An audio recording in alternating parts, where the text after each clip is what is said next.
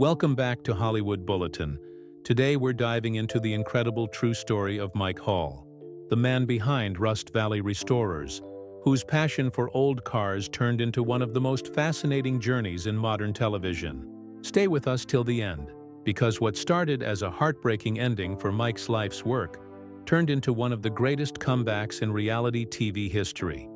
And the truth behind it all will leave you amazed. Mike Hall's massive car auction in 2021 seemed like the end of everything he had built.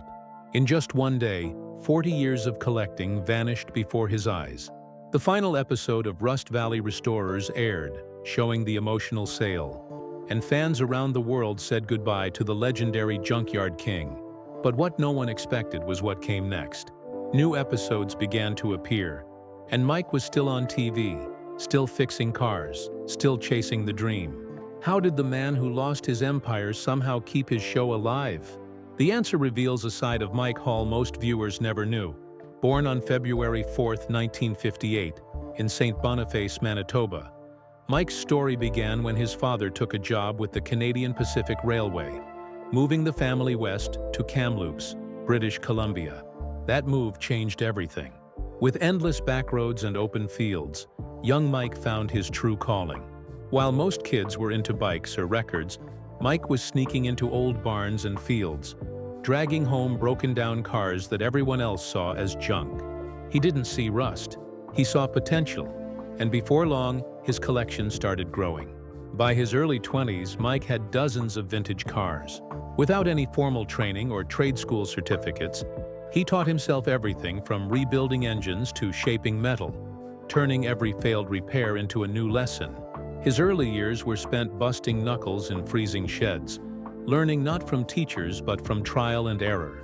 He wasn't after fame or money, just the thrill of bringing life back to forgotten machines. During the 1980s, Mike began working in a completely different field, literally blowing apart mountains for a living. He started a company called Chimera Springs Rock Works, where he drilled into cliffs and set controlled explosions. The job was dangerous, but Mike thrived on adrenaline. His long dreadlocked hair and explosive work earned him the nickname Rasta Blasta, a name that stuck for life. As the years rolled by, Mike became known across British Columbia for his blasting work, earning good money. But instead of saving it, he spent nearly all of it on junk cars.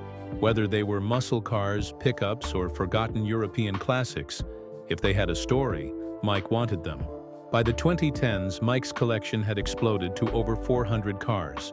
His land looked like a museum of rust and history.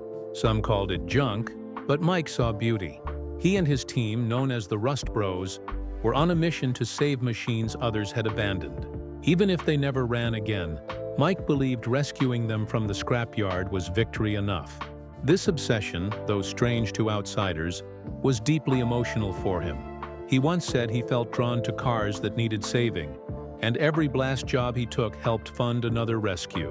Away from the spotlight, Mike lived a quiet life in Shuswap, British Columbia, with his wife, son Connor, and their little dog Minnie. But his obsession with cars sometimes clashed with home life.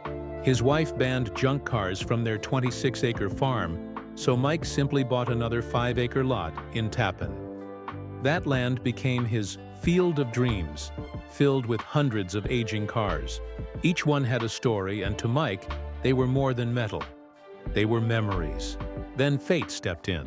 In 2016, while working on a highway rock slide cleanup, a Discovery Channel crew filming Highway Through Hell noticed Mike's wild energy and fearless work style. His brief appearance on the show caught everyone's attention, and soon, people wanted to know more about the man behind the Rasta Blasta legend. By then, Mike had over 500 cars, each with its own memory and meaning. He could name the make, model, and year of everyone. But time was catching up. The dream that once inspired him was becoming too heavy to carry. His health was declining, and he couldn't restore every car he owned. The thought of leaving hundreds of cars behind for his family haunted him. He remembered how his father passed at 60, and knew his time was precious. In 2016, Mike decided to sell everything, land, cars, and all, for $119 million. But no one wanted a field full of junk. Then in 2017, he raised the price to $145 million, and that move changed everything. The story went viral. Articles, news reports, and photos of his rusty paradise spread everywhere. Among those who noticed was producer Tyson Hepburn, who had filmed Highway Through Hell. He saw Mike's potential for a new kind of show, one that captured passion and purpose. With Mayhem Entertainment and Chorus Studios, Mike agreed to create Rust Valley Restorers, which premiered in 2018.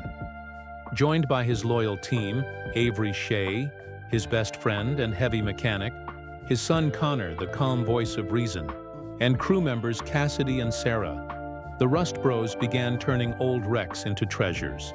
But this wasn't your typical car show. Mike poured his heart into every build, often spending more money than he made, refusing to treat cars as just business. Netflix later picked up the series in 2019, and it became a global hit. Behind the laughs and chaos, though, money troubles grew. Mike admitted he had poured nearly $2 million into the shop and never truly had a business plan. In 2021, things got worse when officials discovered his land was zoned for farming, not business. Legal issues followed, and on top of that, wildfires threatened to destroy everything. Overwhelmed, Mike decided it was time to let go. In October 2021, he held a massive auction, selling over 500 cars in one emotional day. It was the end of an era, but also a relief. He kept a few favorites and finally took a breath. Fans thought it was goodbye, and Rust Valley Restorers aired the event as its Season 4 finale in 2022. But Mike wasn't done yet. By 2023, new offers started coming in. And soon enough, he had 200 cars again.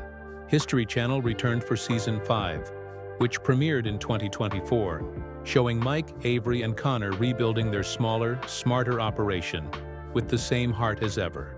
Now in his late 60s, Mike Hall still lives in Shuswap with his family and remains deeply loved in the car world. He works with eBay Motors Canada, mentors young mechanics, and travels to car shows, inspiring people to follow their passions. Even after selling his empire, he continues doing what he loves, saving one car at a time.